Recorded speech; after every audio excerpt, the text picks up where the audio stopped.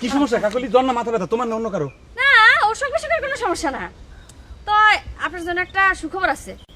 আমার জন্য সুখবর? শেফালির বিয়ে মনে করেন রঞ্জুর সাথে হচ্ছে না। কি করছে এমন? শেফালির বিয়ে হচ্ছে না মানে? মানে শেফালি কি বিয়েতে রাজি হয় নাই? না, শেফালি অরাজি হয় নাই। ওই যে বিশাখালীর মন্ডল মগা চাচাক ডাকি নিয়ে শেফালির বিয়ে তার বাড়ির হাইলে মান্নানের সাথে ঠিক করেছে। এই দেখ, তুমি আমার কাছে সুখবর কইলে কিসের জন্য কাকলি? তুমি কি জানো যে ওই মান্নান রঞ্জুর চাইতে খারাপ মানুষ? আমি কোনোদিনই চাই না যে আমার শিবালি কোনো খারাপ মানুষের সাথে বিয়ে হোক। আমি ফেল মারবের পারি, কিন্তু কারো ফেল আমি কামনা করি না, বুঝছো? আমি ভালোবাসা মানুষের বিজয় চাই। তুমি আমাকে এতটা খারাপ মনে করলে কাকলি, এটা কিন্তু ঠিক করলে না, বুঝছো?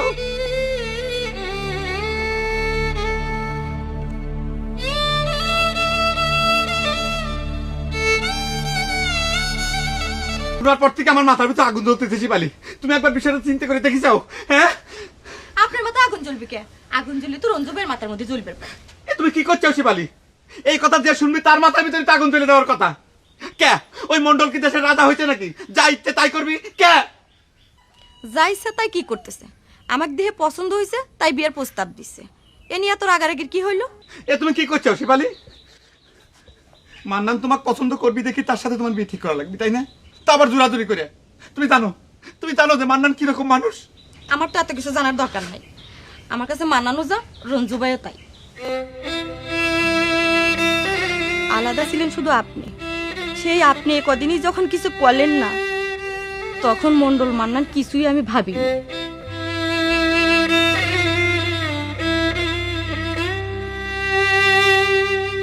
তোর মন্ডল নাকি গরিব মানুষ পায়া সারিসুরির মগা সর্দারের মায়ের সাথে জোর করে তোর বিয়ে দিবার নাকছে। কি ডা করলে তোমাকে সব আসলে কথা? হান্নান কাছে মনে কয়, তাই না? আরে সত্যি কথা কি চাপা থাকে রে? কথাটা কোশ্চেন কালেও ঠিক না, বুঝছাও? হান্নান আমার পর হিংসে করে সারা গ্রামে এসব কথাবার্তা ছড়া বেড়াচ্ছে। আসল কথা হচ্ছে মগা সর্দারের মেয়ে দেখে আমার পছন্দ হয়েছে। মন্ডল সাহেব মগা সর্দারের ডাকিয়ে নিয়ে এসে সব মিটমাট করেছে। এই হচ্ছে আসল কথা, বুঝছাও? তুই পছন্দ করলি কি বিয়ে হয়ে যাবি? তাহলে আবার কি? আমিও তো তোর মন্ডলের বিটিক পছন্দ করি, তার সাথে আমার বিয়ে দিবার ক। আমার সাথে কস্তুরীর বিয়ে দিতে মন্ডলের এত আপত্তি, আর মগার মায়ের সাথে জোর করে চাকর বাকরের বিয়ে দিবি, সেটা কি ঠিক হলো রে মান্নান? শোনো রসন, ঠিক বেঠিক তোমার সাথে মন্ডল সাহেব কিন্তু খারাপ বোঝে না, বুঝছো?